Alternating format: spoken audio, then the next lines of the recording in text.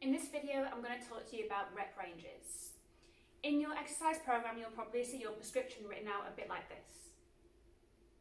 When exercises are given in pairs, the instruction is to complete the number of repetitions in the first exercise, then rest for the given amount, and then move on to the second exercise. Complete those reps, and again, rest for the time given before starting back at the first exercise. You'll complete that pair for the number of sets that's been prescribed. After that, you'll then move on to the next pair of exercises, or the next group of exercises, or the next single exercise, whatever is next on your program. If you find yourself in a situation where the gym is an absolute nightmare and it's just really not possible for you to do 2 exercises back to back, don't worry about it, it's not the end of the world. Just perform the one exercise by itself, rest for the amount of time given, and then repeat it for the number of sets, and then move on to the separate exercise. Just be mindful about the amount of rest time you've taken and make a note that this is what you've done rather than the pairs. In our training, we want to create adaptations in the body to help the body become fitter and stronger, and we use something called progressive overload to achieve this. Basically, this is asking the body to do a little bit more than it was able to do before to give it a reason to adapt.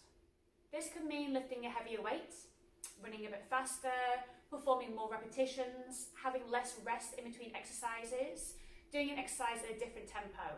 There are lots of different ways that we can make this exercise more challenging. It's important that we get the right dose, so the repetitions that I've prescribed are based on your training age, so your experience, and also specifically what your goals are.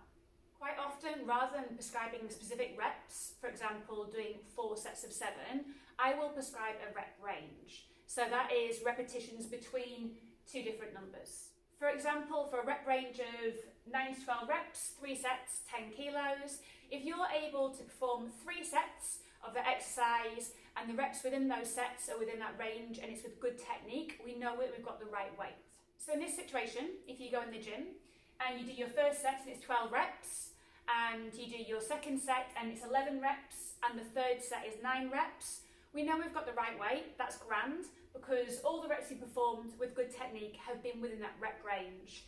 So what you'll do is you'll keep working every time you come into the gym until you are able to do 3 complete sets at the top of that rep range, and then we'll know it's time to increase the weight.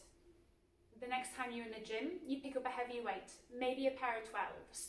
And this time, on your first set, you're able to do maybe 10 repetitions, and on the second set you can do 9, and the third set you can do 9. So you can't do as many reps that you could do with a lighter weight, but you're picking a heavier weight now and it's still within the rep range. So again, we know that we've got the right weight for the exercise, and we're going to stick using that new heavier weight until we get to the top of the rep range again.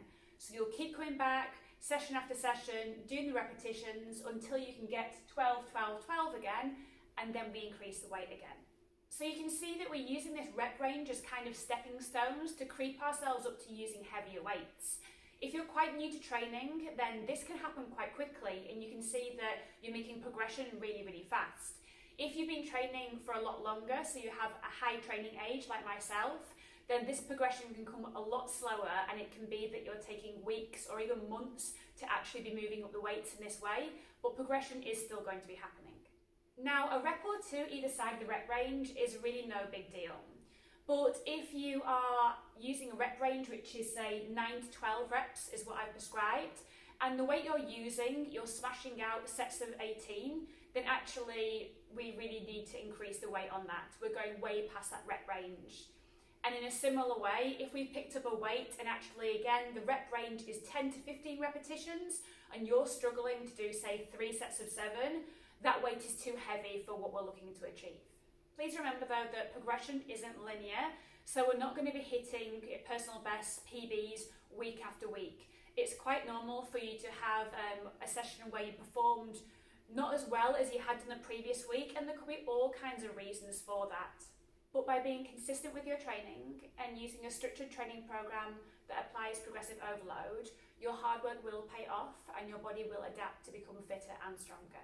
I hope this video has given you a bit more understanding around rep ranges and the important part that they play in your training program.